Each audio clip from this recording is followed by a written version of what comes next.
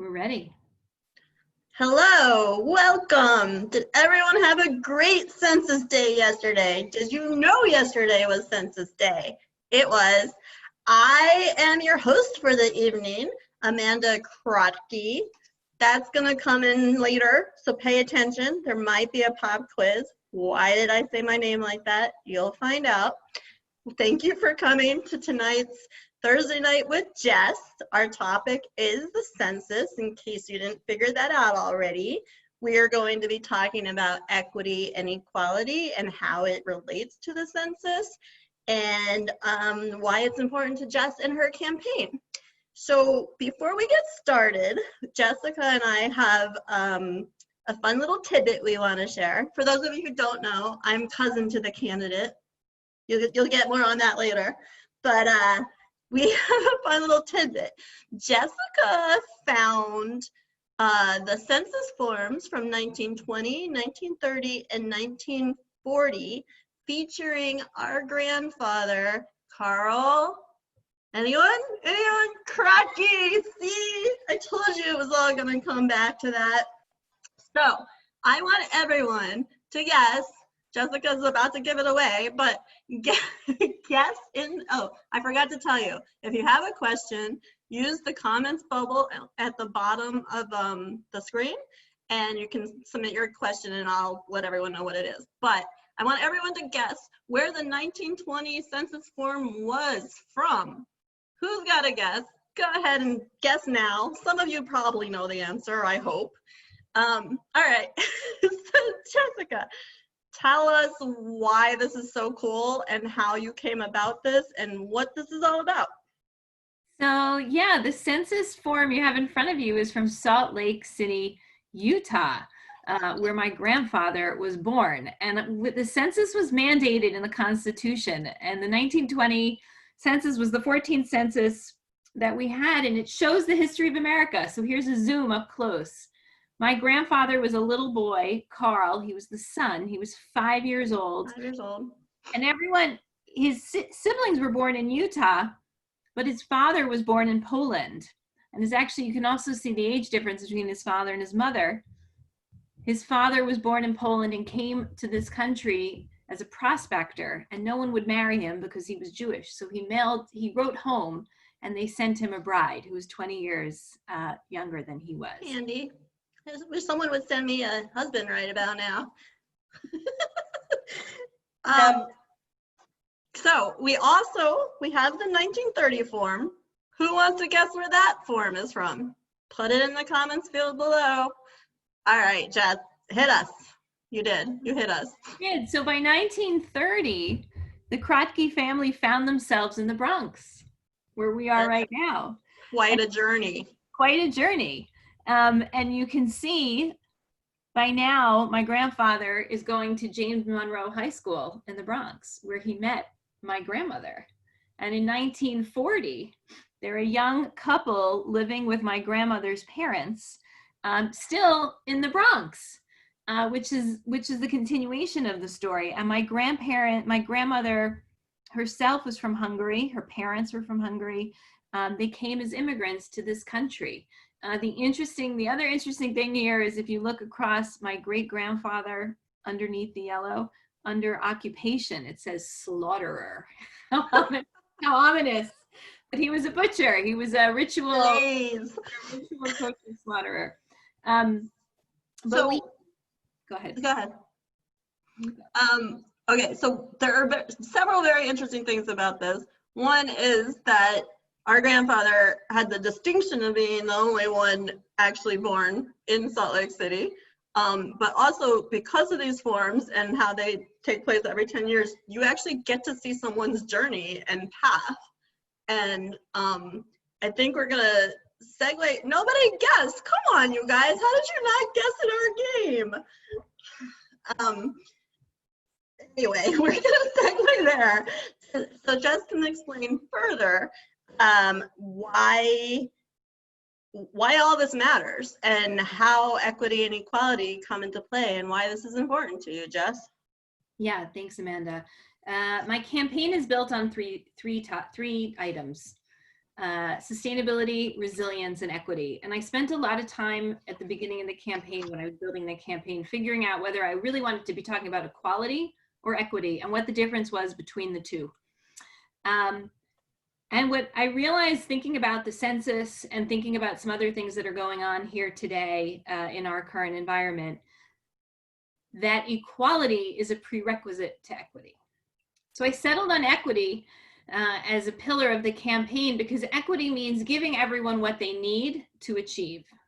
So if you're very tall and you need to pick apples, you don't need a big ladder. But if you're very small and you need to pick apples, you need a really big ladder. So there are different size ladders that we need to give you. But equality is the basic assumption that whatever it is we do, we get equal treatment. And the census is one of the ways that we as a state of New York and we as a city and we as a District 11 in the Bronx get the resources that we need. The census is used for us to assign congressional seats, to assign resources from the federal government. So when we're staring down a pandemic like we are right now, and we're worried about whether or not we have equal representation and whether we have enough resources to care for the community, it's an equality discussion. And that's where the census comes in. And I don't believe that we can get to equity and giving everybody what they need specifically until we know that the resources that are due to us are coming.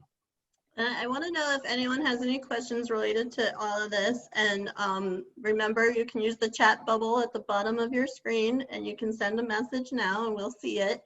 But I guess, Jess, you wanted to get into more of the available contactless census volunteer opportunities?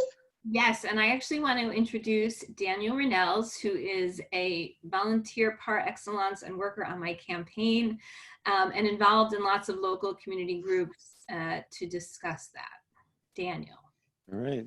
Well, yes, thank you. I've volunteered with some organizations. The one I'm with mostly right now is the Northwest Bronx Community and Clergy Coalition.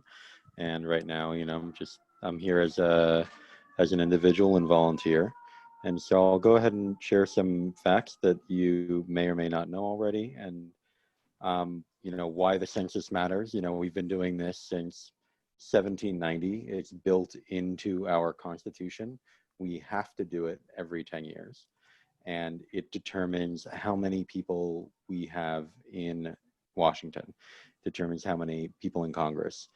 So it also determines distribution of over $650 billion worth of federal funding. Things that, you know, that funding goes to public education, it goes to health infrastructure, and it goes to bridges and roads, and among, you know, all the other things that we use federal money for. So in 2010, the self-response rate in New York was 62%, and the national average was 76%. And we've had some even like response rates as low as 35% in some of our neighborhoods back in 2010. And so this is Council District 11 and the 2010 results from the census. Red is bad. So when you see red in there, it's less than 52% response rate. In some cases, a lot more than that. And we have some other newer tools that show, you know, hard to count populations, and that red area up there, which is Wakefield, is part of that hard to count area. And this is a tool from hesterstreet.org showing City Council District 11, which Jessica is running in. And so our response rate for the 2010 census at this time of year, the 2nd of April 2010, was 45%. And right now our self-response rate for the 2020 census is 35%. So we're, you know, like understandably a little behind behind our progress last year, even though, you know, like the numbers, you know, we really, you know, need to make it to the end for this. So I also encourage you, and maybe we'll take a look if we want to, you can look at the individual response rates live and from 2010. And really the opportunity to volunteer right now is the term that's being used a lot is digital organizing. I think of it also as phone organizing, because, you know, we can't go and knock on people's doors right now, and we can call them, and we can text them, and we can share on on social media. There are a lot of things that we can do to connect and connect using existing networks. So the city has what they call NOCs, Neighborhood Organizing Census Committees, and you can join the one near you. I've put the link on the screen, and I'll put it in the chat in a couple minutes. And you can also work with some organizations have received grants from the city or the state to do this outreach around the census. One of them is the Northwest Bronx Community and Clergy Coalition. And I've put up the email address of Leah, who's their lead organizer around this. Great. Thank you so yeah. much, Daniel. My pleasure. And so normally April 1st is Census Day. It would be the day that the staff would start fanning out across the neighborhoods and knocking on doors, but we're not doing that. So we really need lots of volunteers to get set up to make phone calls and text and get people to respond to this census. And you can follow with #GetCountedNYC. Did anyone have any questions or anything that they wanted to talk about? Also, Daniel just shared the link for more information, so you can see that in the rail on the right side. But if you have any questions or anything else you want to talk about, please feel free to add them here. I do want to thank everyone for coming. Just do that a little bit in advance. And I want to tell you to save the dates for our Earth Day celebrations. 4/23, April 23rd at 3 p.m. We'll have a Kahoot for kids. And then at 8 p.m., Earth Trivia for the adults. And we want you to make your own Earth Day celebratory cocktail, and we'll find out who's got the best, and you can share recipes for that. And it'll be a delicious, enjoyable, sustainable evening. I also want to add, I am the Crocky with the last distinction of being, or I have the distinction of being the last Crocky to have lived in Salt Lake City. I wasn't born there, so it wouldn't be on my census form for, well, it wasn't a census year anyway. Yeah, I don't know. I probably don't have any Salt Lake City on my census forms, but I do have that distinction. So I just wanted to add that. I carried on the tradition. Thank you. Thank you. So as of yesterday, just in closing, as of yesterday, New York City, the Bronx has reported a 31.4% response rate at the census. We are lagging behind Staten Island and Manhattan. Staten Island is at 35 and Manhattan is at 33%. And the US as a whole has a 41.3% response. So we have a ways to go. We have a low bar to beat from 10 years ago.